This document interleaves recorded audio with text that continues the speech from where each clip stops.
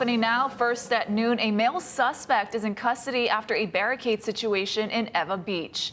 Kailea Drive between Kai'e'e Street and Kapolei Parkway was shut down for about half an hour because of the investigation, but HPD says the roads will reopen shortly. There's no information yet from police on what started the barricade. We'll pass along any new details as we get them. President Trump's controversial mass deportation policy is front and center again today. A federal judge now threatening to hold the administration in criminal contempt over deportation flights to El Salvador. Kelly O'Donnell has more. Tonight, a federal judge threatening to hold the Trump administration in contempt of court. In a written opinion, U.S. District Judge James Boasberg said the White House has shown a willful disregard for his order to halt the deportation of specific undocumented migrants under the Alien Enemies Act.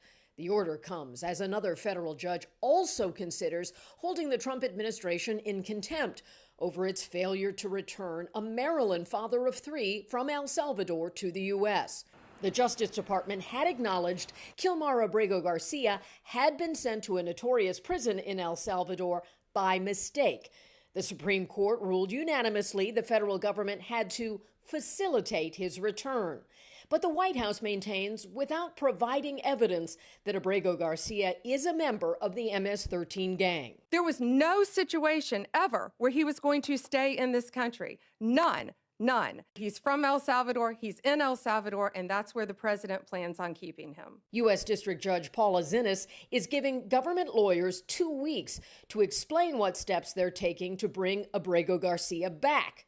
Outside court Tuesday, Abrego Garcia's wife begged for his return. Stop playing political games with the life of Kilmer. Maryland Democratic Senator Chris Van Hollen traveled to El Salvador. I'm asking President Bukele, under his authority as president of El Salvador, to do the right thing and allow Mr. Abrego Garcia to walk out of a prison, a man who's charged with no crime, convicted of no crime, and who was illegally abducted from the United States. This and other issues are bubbling up and boiling over at Republican lawmakers' town halls across the country. Are you going to bring that guy back from El Salvador? Yeah. That's not power of Congress. Supreme Court said to bring him back. The White House says it will seek immediate appellate relief from Judge Boasberg's order. That order gives the administration 1 week to allow those migrants deported to El Salvador to challenge their deportations in court. Kelly O'Donnell, NBC News, Washington. We're learning more about the deaths of Oscar-winning actor Gene Hackman and his wife, former Oahu resident Betsy Arakawa. A warning, some of the video in this story may be disturbing. Jonathan Vigliotti has the new details. Did you hear whose property this is? No. Gene Hackman. Well, I've already been threatened, though. Yeah. We have to keep this. That's his wife. Gene Hackman's handyman is heard telling first responders to keep news of the actor's death quiet in newly released body cam footage. Feet. Oh, I see feet too. We see feet over here. With the graphic portions blurred, the video shows the moment deputies discover Hackman's body in a mudroom. Yeah, he's down. He's been down for a while. An autopsy found Hackman died of heart disease and Alzheimer's. He's guarding her. The dog? Yeah. In another video, a family dog was sitting next to the body of Hackman's wife, Betsy Arakawa, who investigators say died a week before Hackman of hantavirus, a rare respiratory illness spread by rodents. Let me see that. Yeah, I was just looking at that. Investigators revealed she was scouring for information on her laptop about flu-like symptoms and breathing techniques and ordered oxygen canisters. Authorities also released this surveillance video of Arakawa wearing a mask in a grocery store about 2 weeks before they were found. 8 different outbuildings on the couple's property were found to have dead rodents and nests by the New Mexico Department of Public Health. However, the main house showed no signs of infestation. Jonathan Vigliotti, CBS News. Here at home, Honolulu police are searching for a man accused of grabbing a Manoa student from behind and trying to put her in a chokehold. It happened outside Sakamaki Hall on Monday night at around 10 p.m. The student was able to break free. She said the man was about 5'10" with short black hair and wore a gray t-shirt and black sweatpants. Additional security is now on patrol. You can call the number on your screen with any tips. Investigators are looking into what caused a building fire overnight in Waipahu. It happened before 1 a.m. Video just into our newsroom shows the moments when flames and smoke filled the sky above a 2-alarm fire along Hula Street near Farrington Highway. It took about half an hour for crews to get the fire under control, but not before 3 sides of the building collapsed. HPD told us on scene that the building was abandoned. No injuries were reported. After scouring more than 200,000 square miles, the Coast Guard has suspended their search for Eric Hind. The 42-year-old was reported missing last Wednesday after failing to return from a boating trip off Big Island South Point. The Coast Guard and its partner agencies say they searched for Hind for 242 combined hours. His family believes he has food and water, and they're hoping he's just drifting in the boat he named after his daughter. Because there was no debris field, we're still hopeful that the boat still is upright, really rugged when it comes to the ocean. It's going to be surviving. We already know that. What we need to do is we need to find planes or people that charter planes that can fly 300 miles one way and be able to search and then fly back. Hind's family has set up a GoFundMe page to pay for the private searches. Just look for a link to that on our website, hawaiinewsnow.com. HECO officials are set to present their wildfire safety strategies during tonight's Lahaina Community Recovery Meeting. We're told they'll highlight newly deployed tech, along with efforts to fortify infrastructure and mitigate risk. You can take part in the webinar starting at 5:30 by pre-registering at mauirecovers.org. You can also watch live on Akaku Channel 53. And a leading attorney for Lahaina fire victims has learned firsthand what his clients went through. He and his wife, who is from Oahu, lost their home in the Palisades fire in California this past January. Daryl Huff spoke with the couple about their harrowing escape and how their knowledge about Lahaina helped save them. I looked out the window and I saw this huge plume of smoke, and it was terrifying. Because the Lahaina fire was so fresh. Mia Monroe knows a lot about the Lahaina fires. She's from Hawaii, a graduate of Punahou School, a lawyer herself, and her husband, Jesse Creed, represents hundreds of families who lost loved ones, homes, and businesses on Maui. I've listened to a lot of the stories that the locals had told about their horrifying experiences. So I felt a little in panic mode. Jesse was at his office when Mia called about the smoke. Their 2 boys, 4 and 7, were at school in the Palisades. I think from hearing all these stories from my own clients in Maui who said, when that fire comes, it comes so fast. So I immediately told her, get a bag, pack up, get the heck out. As fire entered the affluent subdivision, Mia collected the boys and left before any evacuation orders. Especially with the winds, you just don't know how fast everything can just happen so quickly, that the lesson I took from Lahaina is get out of there. Jesse stayed back to secure the house and now laughs, recalling the panic that surprised him. And I'm thinking to myself, should I hose down the house? Which is such a ridiculous thought in the moment, okay? Especially since you know what happened in Lahaina. Yeah. His escape delayed, he found himself in the middle of the nightmare on Sunset Boulevard. When I left, by then the evacuation orders hit, and I was in bumper-to-bumper gridlock. I couldn't move anywhere. And my wife, who was able to leave earlier, thank God, with the kids, left. And she called me, and she's freaking out because I'm like, there's nowhere for me to go. And then everyone's talking about how people are getting stuck on the road. So it was a scary experience. He made it just ahead of hundreds who abandoned their luxury cars, which had to be bulldozed to allow fire trucks through. The fire department had said, get out of your car and run, because it was so backed up and the fire was coming down. And the irony, I mean, shows how unprepared they were, is by giving that directive. I got to say, there's a lot of parallels, okay? The government there failed completely, all right? They issued an evacuation order 2.5 hours later. Later, a neighbor sent them a chilling video. That's their house with the palm tree still standing between two other houses burning. But we just knew that it was going to be done. They confirmed the destruction in person. And you can see like a completely charred, burned down stove. You know, and it's just incredibly heartbreaking. It's very sad. The community has just dispersed completely. We didn't look for, valuables or anything. I mean, it just felt like everything was gone. A month later, Jesse Creed stood before the Hawaii Supreme Court to argue on behalf of thousands of Lahaina survivors. And they need every penny to restitch the fabric and bring the community back together. I know myself, as I just lost my home, my childhood home, my kids' schools, and my place of worship in the Palisades fire. And people, when that happens, miss their community and they want to rebuild.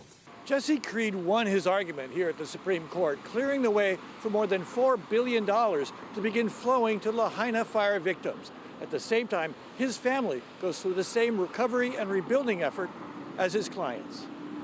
Reporting from the Hawaii Supreme Court, Daryl Huff, Hawaii News Now. Thank you, Daryl. Let's take you live now to the Big Island, where we're keeping a close watch on Kilauea. The eruption still on pause, but last night both the north and south vents were glowing strongly. And according to scientists, it's very possible we'll see episode 18 as soon as today. This current eruption began back on December 23rd.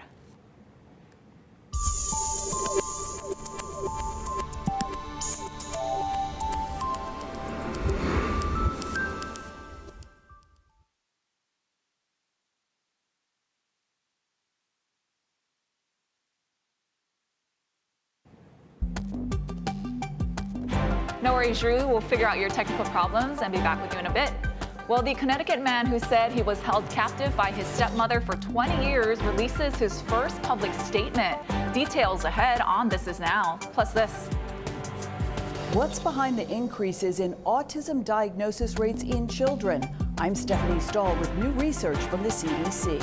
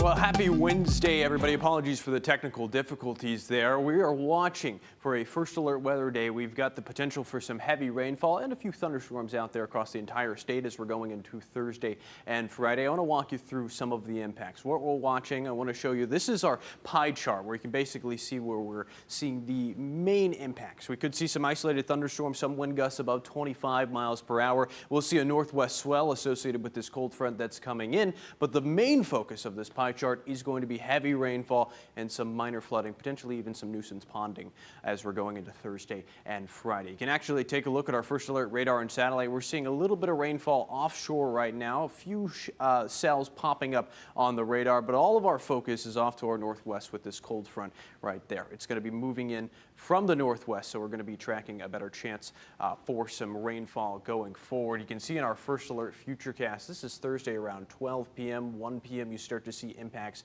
coming in from the northwest. So we're going to be tracking a better chance for rainfall. I'll walk you through our full forecast coming up. Thank you, Drew.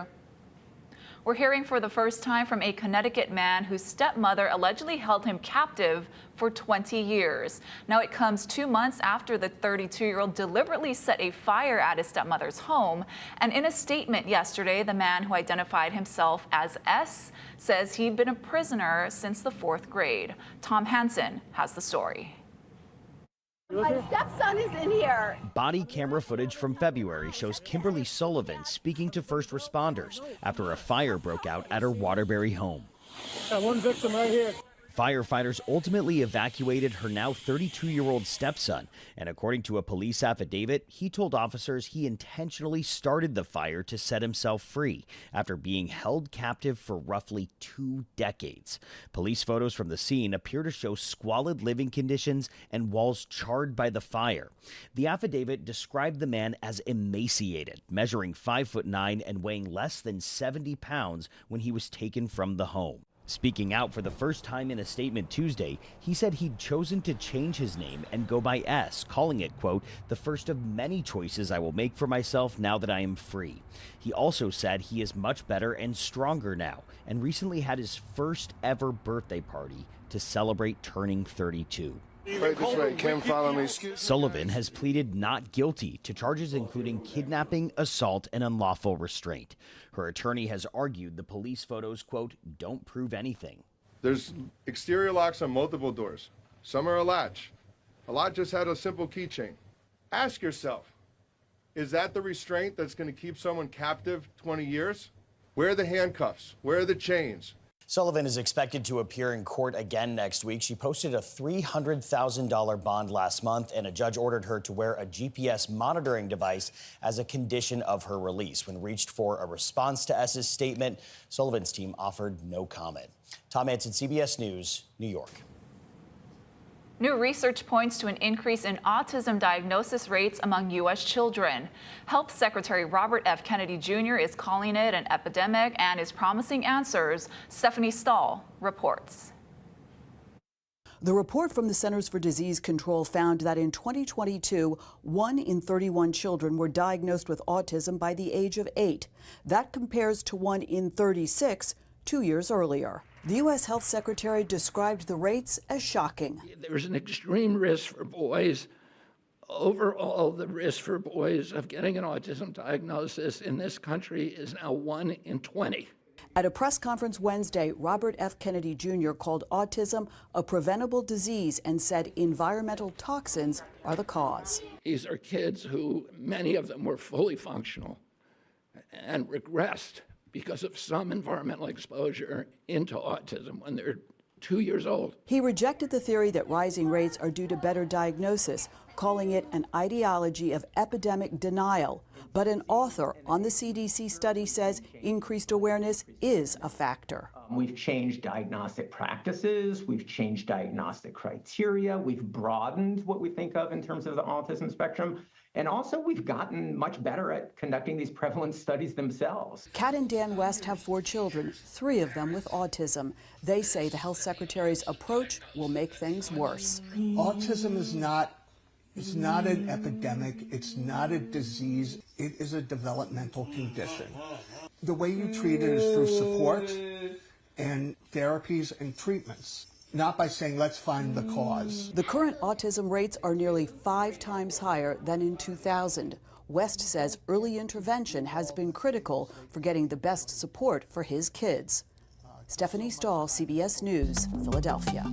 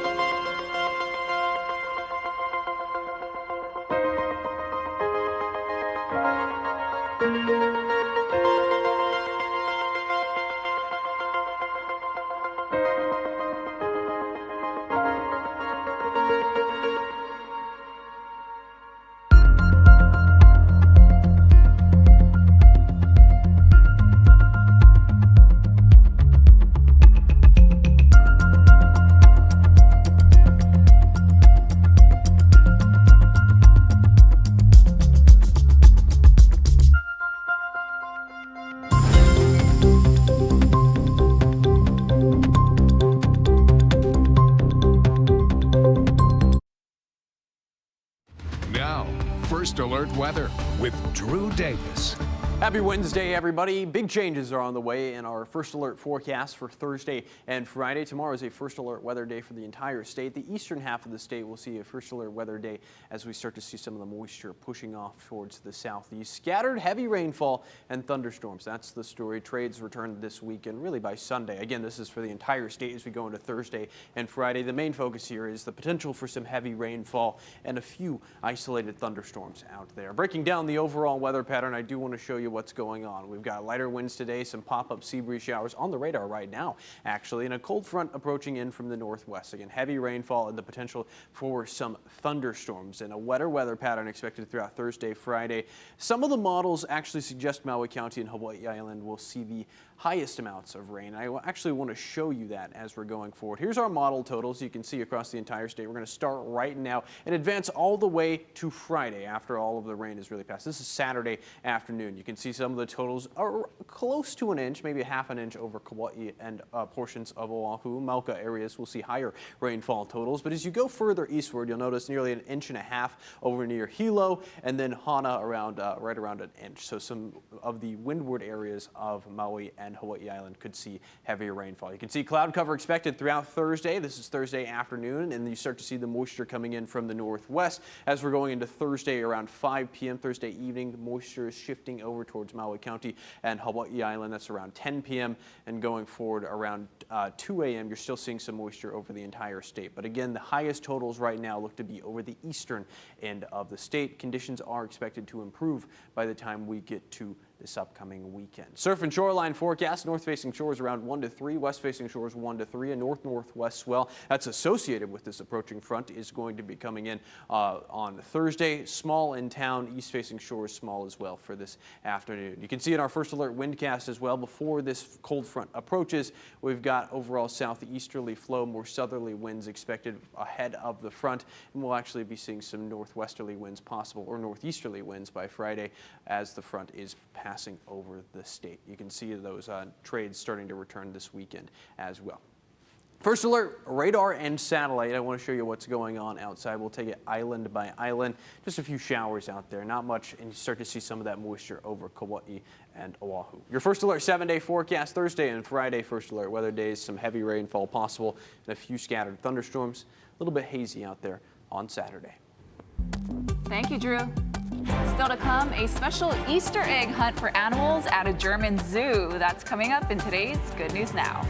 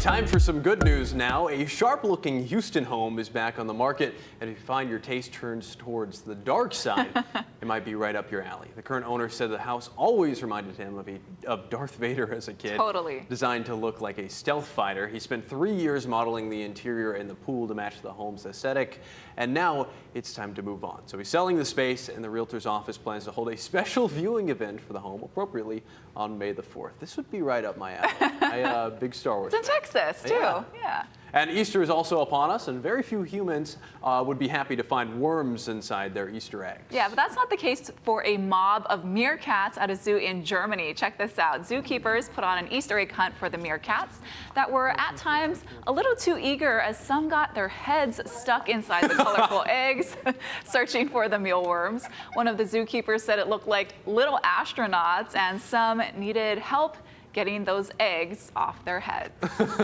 Very cute. That's a very funny video. They're very excited about it. Yeah. Well, thanks for watching. This is Now, everyone. More news first at 4 right here on KHNL. Aloha.